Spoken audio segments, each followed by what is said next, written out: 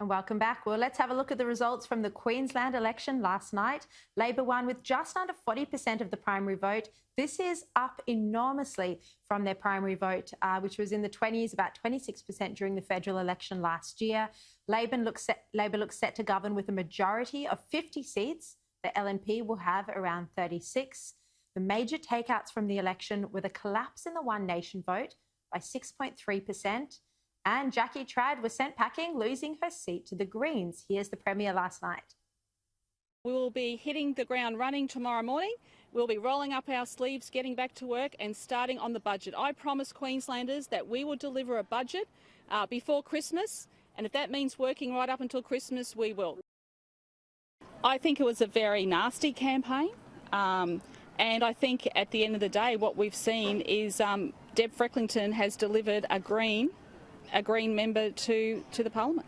But voters changed their minds about Labor. Why? Well, you'll have to ask the people of South Brisbane then.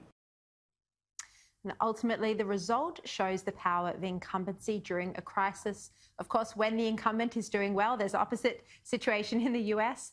And it shows that despite the anger from the federal government, from business groups and state premiers, Queenslanders have endorsed Labor's approach of closing the state borders. Labor commentators now say that Anastasia Palaszczuk has become a Labor legend, no longer the accidental Premier.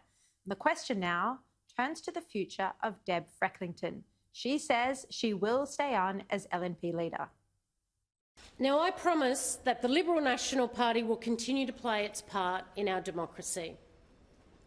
And I will continue to play my part in the Liberal National Party, and I will continue as the leader of this great party. Joining me now for their take is the last LNP Premier in Queensland, Campbell Newman, and Federal Queensland Senator Matt Canavan. Thank you to you both. Campbell, starting with you, Queensland turned out for Scott Morrison. So why did the LNP do so poorly last night?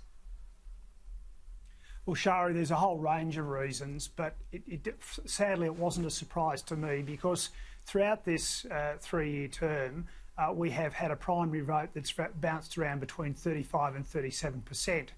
6 months ago, it was clear the Premier was doing well off the back of COVID. Her numbers had improved dramatically, and that was the time to actually change tack, change the strategy and actually find something that could deal with that issue and not make it such an advantage for Premier Palaszczuk. But the LNP party room and the leadership didn't want to do that. They just kept doing what they were doing, and well, it's like the Titanic. They ended up riding the ship up onto the ice, and now we've sunk.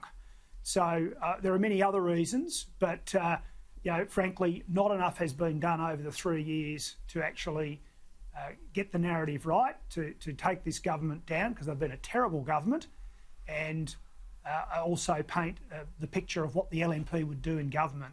I've got lots more detail we could talk about if you've got the time. We've got the time. We're going to get into it. But look, let's just start with that point.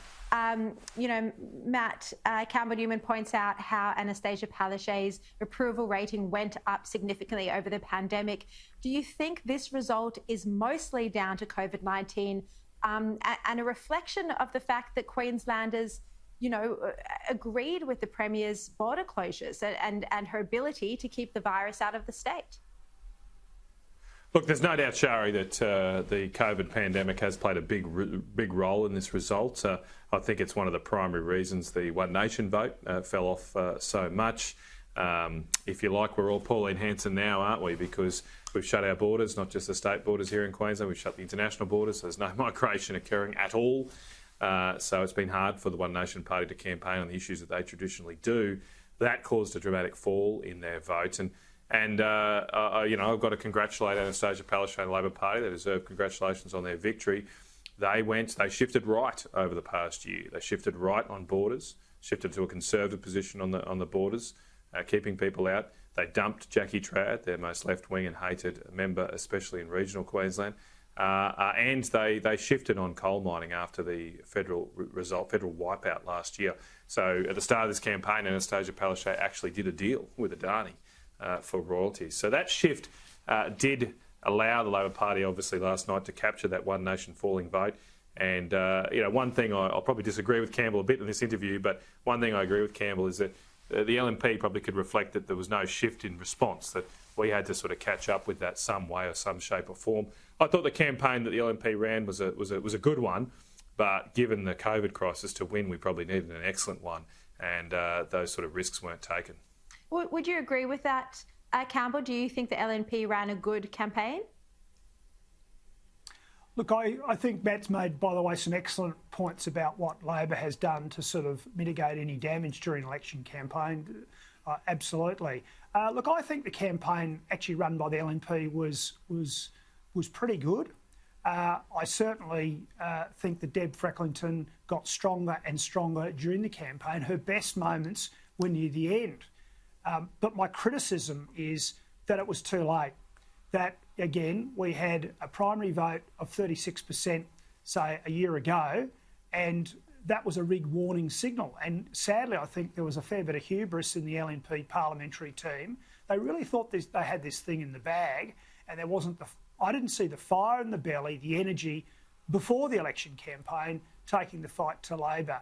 And, COVID-19, there's a really important subtlety here. COVID-19 was a very important factor in this election, but it should not be an excuse for the LNP parliamentary team now to say we was robbed, it was all COVID-19, because in politics it is about dealing with these sort of curveballs, framing the issues and actually punching through. For example, the narrative very, very early in the piece should have been we are the best people to actually take Queensland forward to rebuild the economy when this is over. I mean, people kicked Winston Churchill out of office immediately after World War II. He dealt with the crisis, but then they looked to other leadership, new leadership, to actually rebuild the country.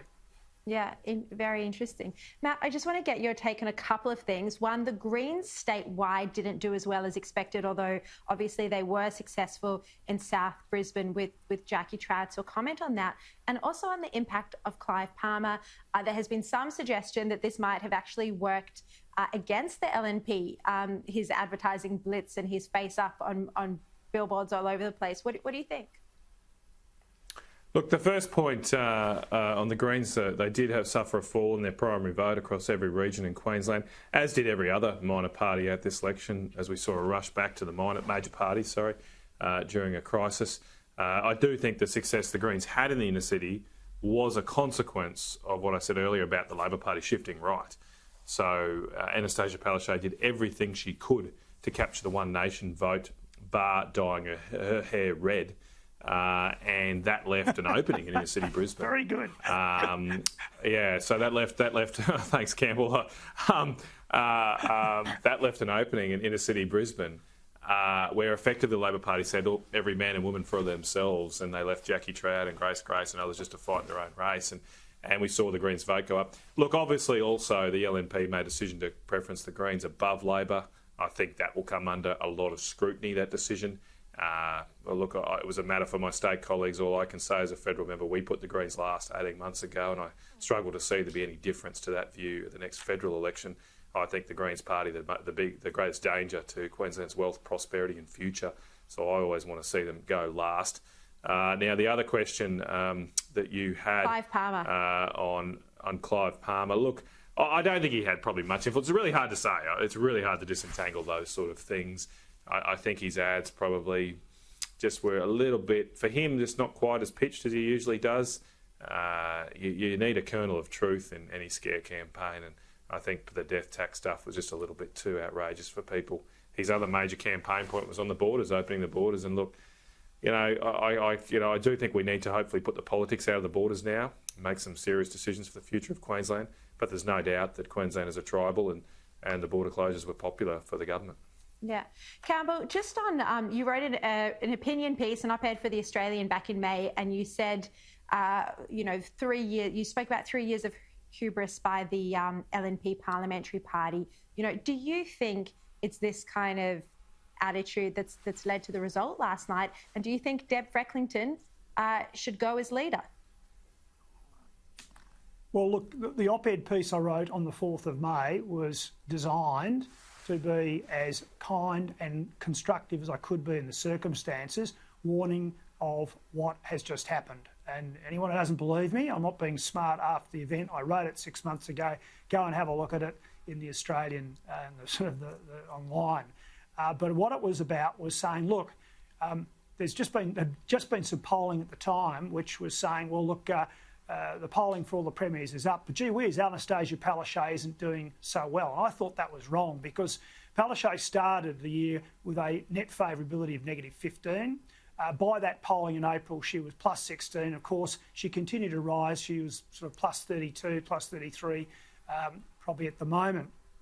And so I was just saying to the LNP party room, not just the leadership, you need to do something different. You need to step on the gas. You need to get some energy. You need to talk about the economy all the time and how you're the ones to rebuild. And frankly, Shari, they didn't listen. And I got a fair bit of grief over that. They were, oh, he's having a go at us, all that sort of nonsense. I wasn't. It was about trying to actually say, watch out, icebergs ahead. But instead, as I said before, they kept course 250 and they ran onto the blooming ice. And it's a great pity because they've let Queenslanders down. As to what should happen now going forward, I want to leap into that. There should be a spill. It was not right or proper for Deb Frecklington last night to simply say, I will continue. What she should have said, look, there will be a leadership spill, but I want to continue to lead this party. I'm putting my hand up. I'm the best person. That's the way to do it on a night when you didn't do too well. Do you expect there will be a spill? I think there should be. I don't think it's sustainable. And I'll give you another thing, and I might be wrong.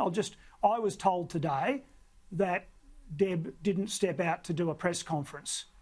Now, you know, you want to be leader, day after an election where this has happened, you've got to face the media.